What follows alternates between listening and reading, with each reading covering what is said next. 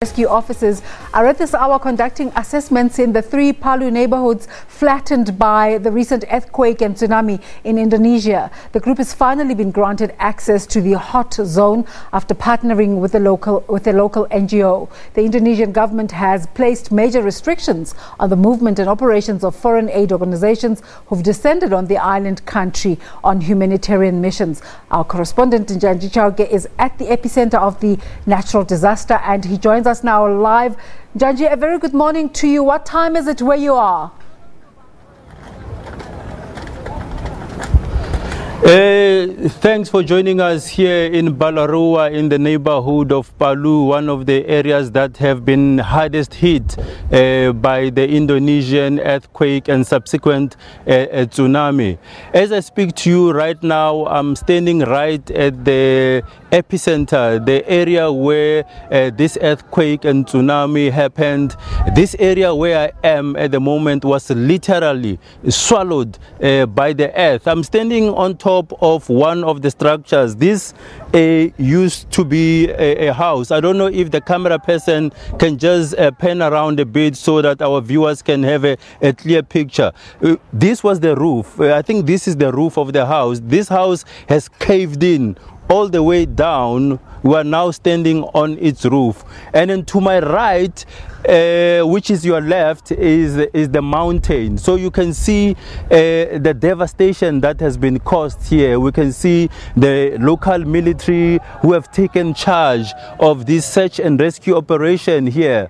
Initially, with Gift of the Givers, we did experience some bureaucratic red tape in terms of accessing this area, but since Gift of the Givers partnered with a local NGO, we in the last 30 minutes we were just given access to this area. But to talk a bit more about this devastation that we're seeing here, as well as the mission by Gift of the Givers, I'm being joined by Ahmed Bam of Gift of the Givers. Thanks for joining us. What can you say about this absolute devastation that you are seeing here? This is unbelievable and shocking.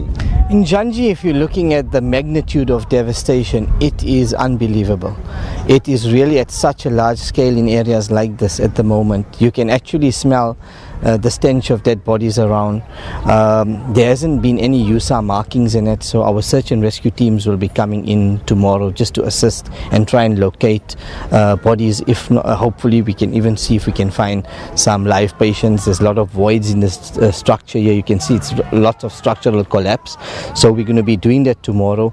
We're quite a big contingency, 27 member team that came through, and luckily all the red tape has been moved. We've been registered with the local disaster organization. They've supported us a lot, so we're going to be assisting in the medical interventions, in assisting in searching as well as humanitarian.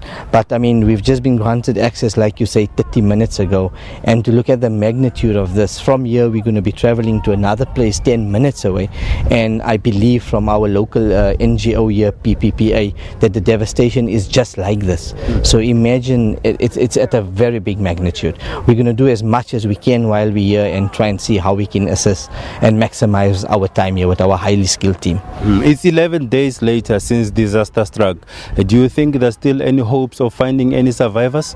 You know, looking at the area and doing assessments with the team leaders of the USA teams, every day it diminishes. And Njanji, looking at the humidity, temperatures here, not having access to food and water, it's very highly likely that you are going to find any survivors, but let's believe and let's try for the next few days and see what we come up with. What are the official figures that the National Disaster Center are giving you in terms of death toll and people who are unaccounted for? They say around 5,000 currently, but if you look around us in it will definitely be climbing. We'll wait for that official death toll from the local officials. Can you just give more details? 5,000, what is this 5,000? 5,000 of people dead already, bodies recovered, but that figure is going to rise, I'm sure, definitely looking at the devastation as the days go by. Search and rescue efforts are going to be stopping on Thursday for body recoveries and looking for bodies, and areas that are devastated like this, certain areas, they're going to rather close it up due to you can't access the bodies and the stench and stuff like that to prevent diseases and etc. Okay. Desiree, before you go away, I know that time is very limited. I'm going to allow our camera person and video editor, Stelo Shanula, to give us sort of a 180 degree of the place. I'll be giving a bit of commentary as he gives us the visuals around. In front of us, I see some of the search and rescue officers from Gift of the Givers conducting their assessment. Homes have collapsed. Some of the cars are stuck here. They were destroyed. We also saw some of the people here trying to salvage a little that was left, you know, of their homes. You know, I saw one guy carrying a TV. There was a family that was trying to pull their car out of the mud. So the devastation is quite shocking, Desiree. Well, thanks a lot there to Njanji. The Indonesian tsunami and earthquake happened about a week ago, and this is making it quite unlikely to find people alive, but we can only live in hope.